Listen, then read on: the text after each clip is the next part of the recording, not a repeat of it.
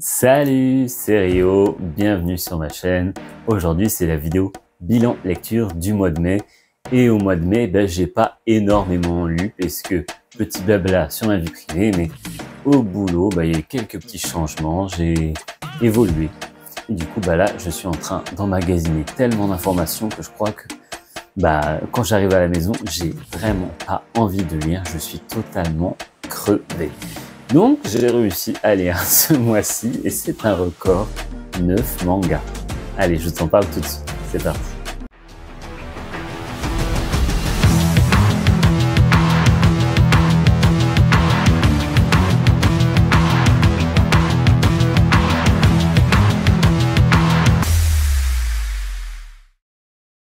On va commencer par le manga que je n'ai pas pu vous parler dans volume 1 puisque je l'avais pas lu, puis dans le sens c'est pas vraiment un volume 1 puisque c'est un tome unique et on parle des lueurs de l'autre monde. Dans ce manga en fait on suit deux petits démons qui viennent récupérer les âmes des défunts. Ils sont normalement invisibles à l'œil des êtres humains, mais il se trouve qu'un être humain du nom de Soma va les voir.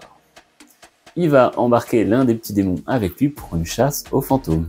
Bon, Soma, c'est pas n'importe qui, en fait, c'est comme un exorciste déjà, donc c'est forcément pour cette raison qu'il arrive à les voir. Il a déjà un lien un peu avec l'au-delà. Alors, c'est un manga qui m'avait beaucoup plu, je vous l'ai dit, pour sa jaquette, je la trouve vraiment très jolie. Et puis surtout son univers, le monde des morts, le monde des vivants, un Japon ancien, franchement, le manga a tout pour me plaire, et c'est loupé, enfin c'est loupé.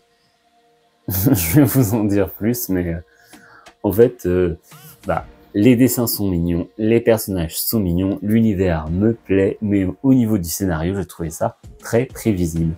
En fait, le scénario est découpé un peu bizarrement. J'ai l'impression que le premier chapitre aurait pu être un one-shot fait dans un magazine et qu'ils se sont dit, bon allez, ça fonctionne, on va continuer. Et donc on va suivre nos personnages, on va découvrir à chaque fois un peu plus de chapitre en chapitre. On va apprendre des informations qui vont nous servir pour la suite.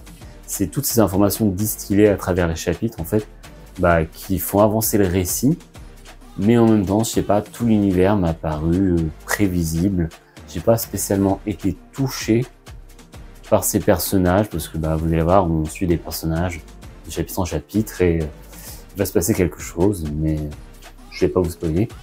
Mais du coup, non, je sais pas, j'ai pas été touché. C'était pas une lecture désagréable, mais c'était une lecture pour moi un peu sans saveur. Je me suis un peu ennuyé.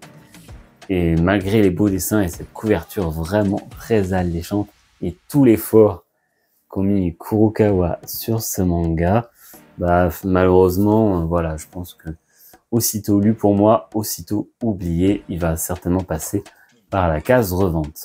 Si je devais lui donner une note, parce qu'en fait, j'ai un petit carnet où justement je mets ce que j'en ai pensé et je mets une note dessus parce que ça me donne aussi une idée parce que j'ai pas vraiment énormément de mémoire et ça me permet de me souvenir plus ou moins comment j'avais jaugé un peu le manga.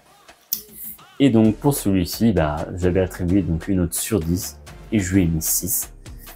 Alors ça peut paraître sévère, mais en même temps 5 c'est déjà la moyenne, 6 c'est un petit plus.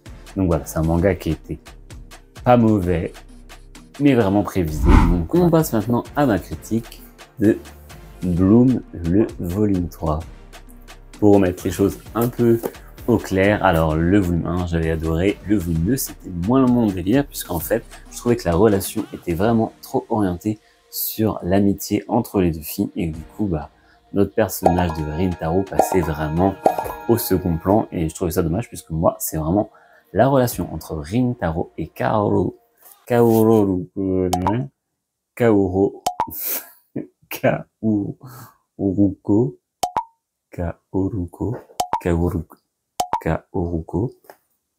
parce que moi c'est vraiment la relation entre Rintaro et Kaoruko qui me plaît, donc du coup ouais, le tome 2 m'avait un peu déçu, mais ce tome 3 finalement reprend vraiment le côté que j'aime, du coup c'est cette fameuse relation, puisque dans ce tome, Rintaro décide de ne plus mentir à ses amis, du moins à ses camarades de classe, et va décider en fait tout simplement de faire rencontrer ses nouveaux amis, c'est-à-dire Karuko et Subaru Samurai.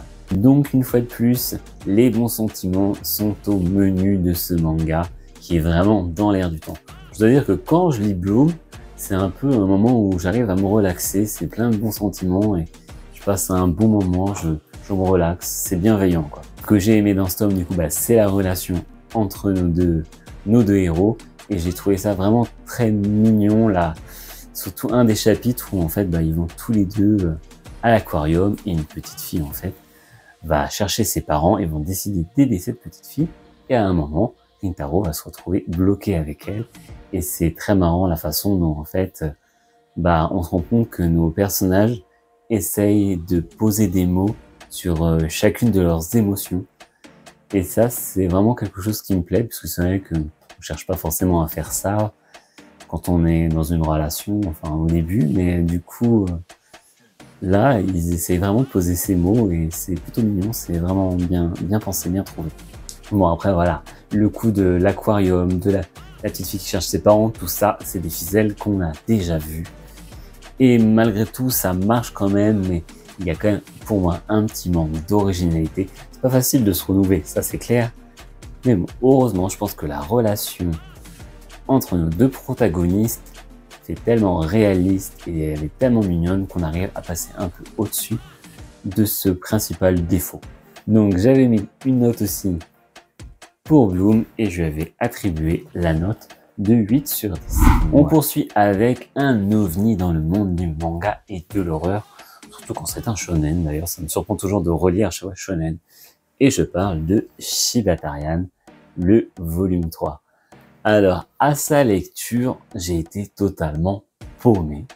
Je dois dire que j'avais un peu oublié les événements du tome 2, sachant qu'en plus, le tome 2, il était pas très épais au niveau de l'histoire principale, puisqu'après on avait une histoire courte. Et quand j'atterris sur ce tome 3, j'étais franchement paumé. Et du coup, j'ai eu beaucoup de mal à me remettre dedans. Et du coup, je suis un peu plus mitigé sur ce tome. Parce qu'au départ, j'ai vraiment pas retrouvé l'ambiance que j'aimais bien chez Shibatarian. Je l'ai un peu retrouvé vers la fin. Et c'est peut-être aussi parce que j'avais peut-être pas non plus les références cinématographiques ou autres de voir dans ce tome-ci. Comme d'habitude, ça part un peu dans tous les sens. Mais cette fois-ci, on découvre un peu les origines du mal. On sait maintenant qui est Shibatarian, ou du moins quoi.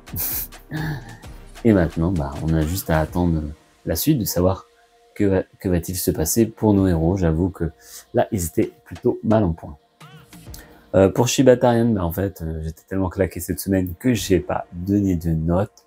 J'avoue que j'ai été un peu plus mitigé sur la première partie parce que j'étais vraiment paumé. Je pense que c'est pour ça que pour lui, sa note sera plutôt un 7 sur 10. Ensuite, on passe à Dog's Raid, le volume 2. Donc, volume 1, j'avais beaucoup aimé ce manga. Et puis, le volume 2 débarque. On suit toujours Rou dans ses péripéties, mais finalement, en fait, il est assez absent, je trouve, de ce tome. Donc, du coup, tout ce côté un peu farfelu du personnage, ceux qu'ils trouvaient exubérants, sont un peu contents, finalement, qu'ils soient un peu mis à l'écart. Mais, en fait, cette première partie du manga, je trouve qu'elle pose encore les bases de notre histoire. J'ai l'impression que c'est vraiment étiré, pas forcément étiré parce que on a besoin de ces bases, mais avant vraiment que l'histoire démarre, je trouve que le démarrage c'est le tome 1 et la moitié du tome 2. D'ailleurs, la seconde moitié commence avec un événement assez inattendu. Alors c'est un manga de sport et je m'attendais pas du tout à retrouver le tsunami du 11 mars 2021 qui a frappé le Japon. Donc l'auteur n'hésite pas du coup à nous rappeler la fragilité de la vie et de remettre un peu en question tout ce qu'on peut faire dans le temps qu'il nous reste en fait. Tout peut arriver à n'importe quel moment, donc profitez de la vie. En gros, c'est le message qui fait passer à ce moment-là. L'histoire commence presque ou enfin, je sais pas, à démarrer pour moi, en tout cas à la fin de ce tome, avec un entraînement survitaminé. Donc notre héros Rou va rentrer dans l'équipe et va suivre un entraînement vraiment très militaire, on va dire. C'est vraiment un entraînement qui est très drôle à lire. Et j'ai vraiment l'impression que enfin le manga va avancer. Alors, Dogs Red, le volume 2, moi, je lui ai attribué la note de 8 sur 10 parce que j'ai passé un bon moment. J'ai trouvé que le chapitre sur le tsunami montrait vraiment un côté très humain qu'on n'a pas spécialement l'habitude de voir, je trouve, dans les mangas de l'auteur. Parce que c'est beaucoup, parfois, c'est très comique. Et là, c'était très posé. Il y avait cette histoire de tsunami, du joueur de hockey qui va aller sauver sa grand-mère. Et là, on a un petit moment, mais pourtant très court, où il y a la grand-mère qui dit justement à son petit-fils, bah, profite de la vie, on sait jamais ce qui va arriver. Bref, c'était un petit moment très humain, plein de tendresse, c'était vraiment très frais. Dans tout le manga, c'était un moment très frais. Donc voilà, il y a ça et le manga qui démarre vraiment, et j'aime toujours les dessins et les touches d'humour de l'auteur. L'auteur ne déroge pas à sa règle à nous donner des informations, comme c'était le cas dans Golden Kamuy. Sauf que cette fois-ci, il le fait d'une façon un peu plus détournée, ce qui fera pas de mal, je trouve, plutôt que des carrés d'informations, où là, on a un des joueurs qui fait un podcast en direct, et ça nous permet en fait d'avoir quelques bases sur le sport du hockey. Et c'est vraiment bien pensé. On continue avec Immortalité et Châtiment, le volume 4. Que dire de ce manga? Bah, j'adore toujours autant. J'ai passé vraiment un très bon moment sur ce volume 4. Je vais juste me répéter par rapport à ce que j'ai déjà dit, hein, mais il y a toujours des graphismes aussi jolis, les dessins sont vraiment très beaux, l'intrigue est toujours aussi travaillée. D'ailleurs, on a un méchant qui fait un peu son apparition dans ce tome-là.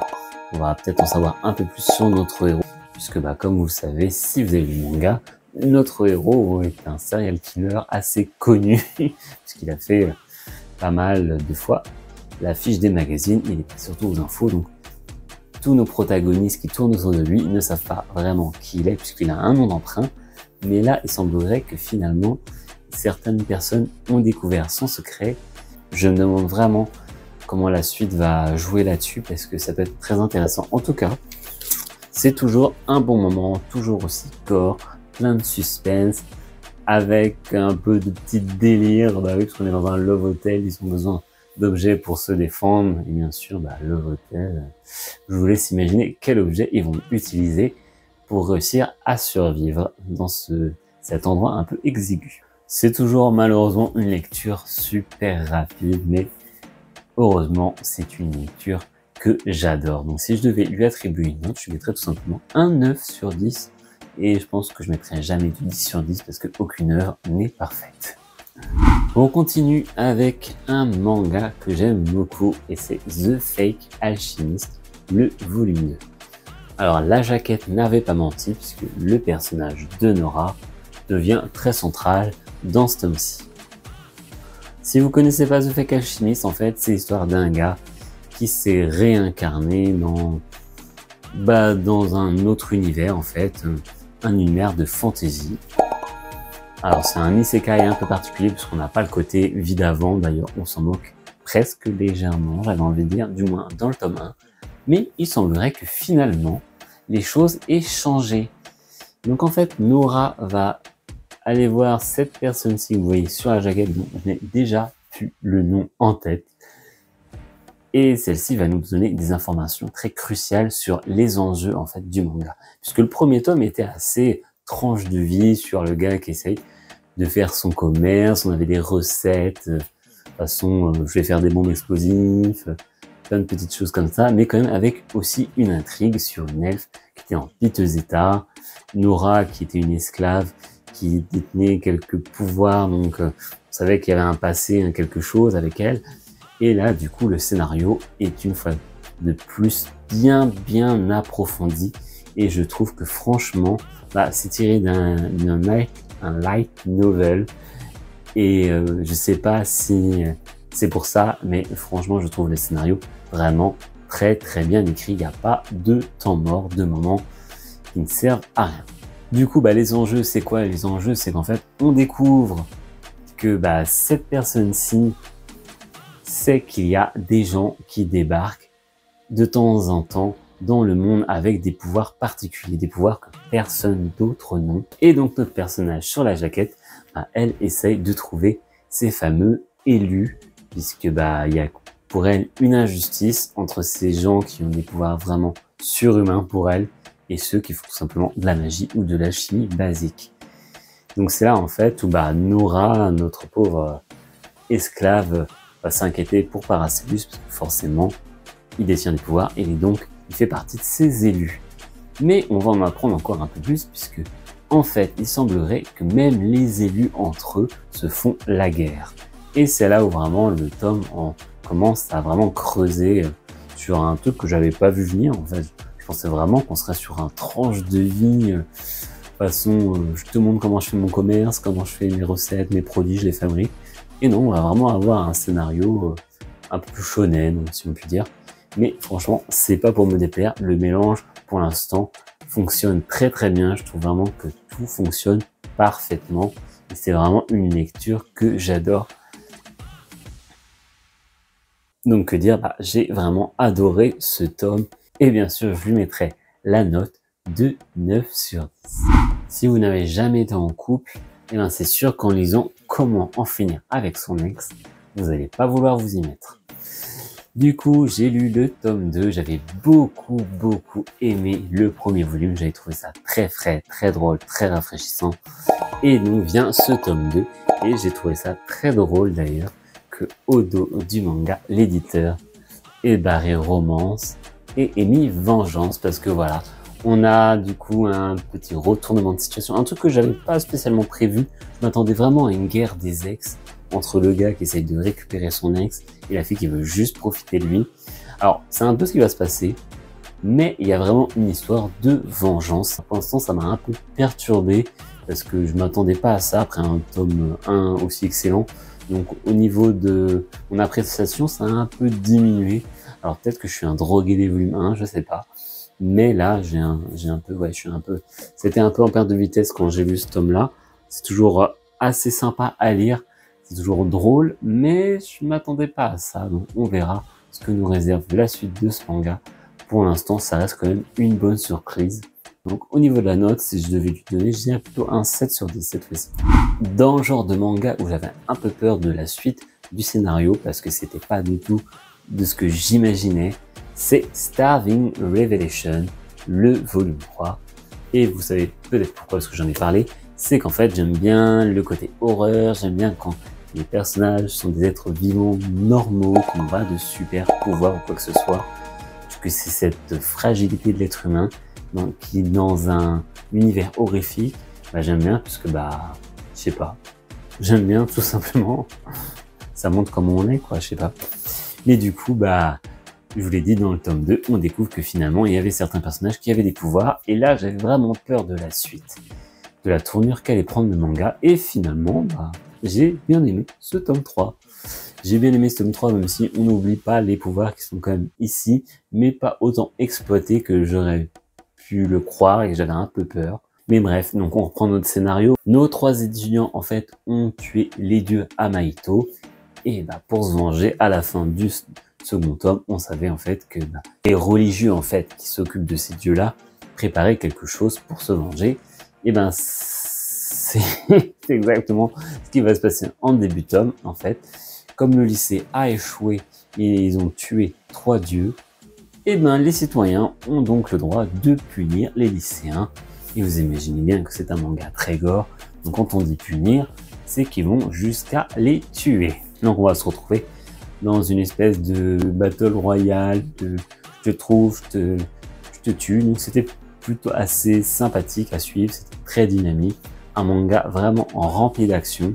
Alors je vous dis, il y a quand même les pouvoirs et on a aussi toujours un peu ce côté sociétal que j'aime bien, avec petite critique de la société. Donc là, les citoyens qui viennent pour punir les élèves, pour eux, c'est totalement normal.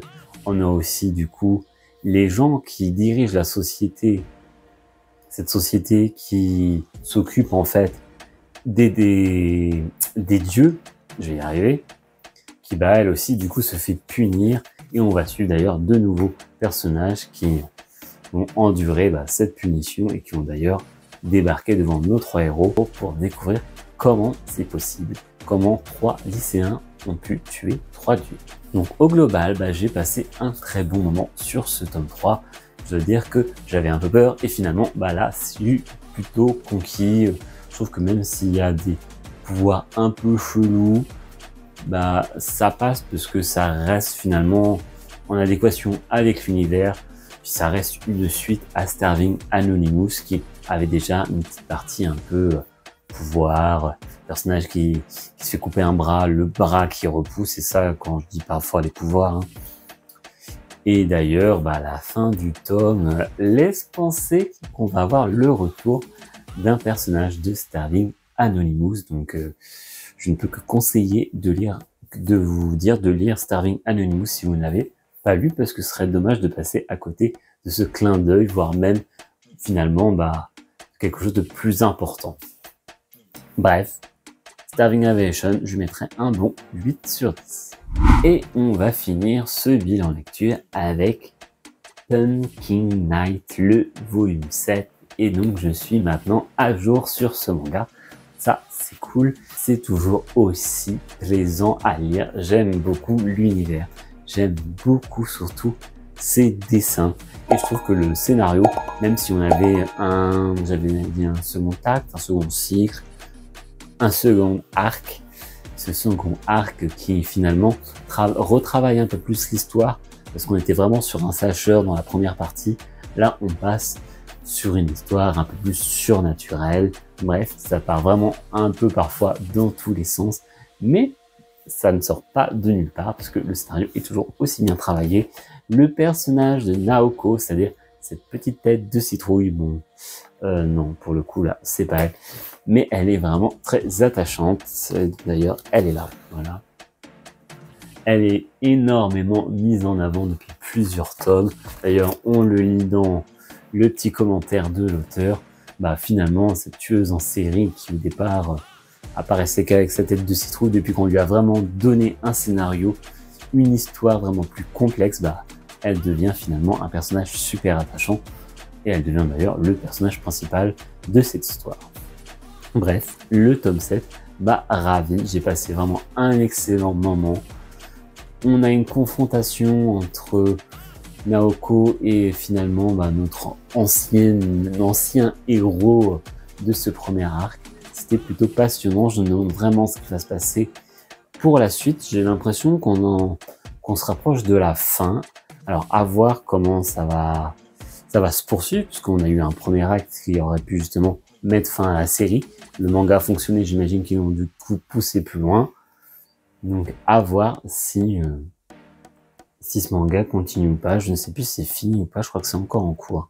Bref, en tout cas, j'ai passé un excellent moment sur ce seinen. Pumpkin Night, c'est vraiment une très bonne trouvaille, un bon moment rempli d'action, un peu gore, mais moi, c'est ce que j'aime, vous le savez déjà, mais bref. Si je devais le noter, voilà, il faut que je conclue par la note.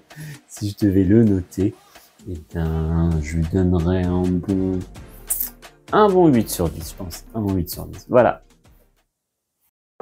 C'était donc mon avis sur ces 9 mangas. 9 mangas. J'ai lu 9 mangas en un mois. C'est vraiment pas beaucoup, mais c'est pas grave. L'important, c'est pas la quantité, c'est juste de lire quand on a envie, quand on peut surtout. J'étais trop fatigué vraiment pour lire. J'ai essayé, hein. Il y a un manga, bah, Comment finir avec son ex, je me suis endormi dessus. C'était pas que le manga soit nul, mais non, j'en pouvais plus. Bref, donc je vous donne rendez-vous la semaine prochaine à 10h pour une nouvelle vidéo. Une vidéo d'ailleurs qui n'est pas dans ce qu'on a l'habitude, puisque vous savez, il y a toujours ce cycle habituel de achat, bilan lecture et les nouveaux mangas qui arrivent le mois d'après. Sauf que là, on a encore un petit creux. Donc là, dans l'idéal, franchement, ce serait bien un petit micro-trottoir number 2. Je vais voir si c'est possible, sinon je trouverai bien une autre vidéo à vous faire. Il n'y a pas de souci là-dessus. Toujours plein d'idées. Bref, donc, bah, je vous donne rendez-vous la semaine prochaine. Et puis sinon, il n'y aura pas de vidéo, c'est tout. Et je vais prendre un peu de repos, qui sait. Bref, on verra ça.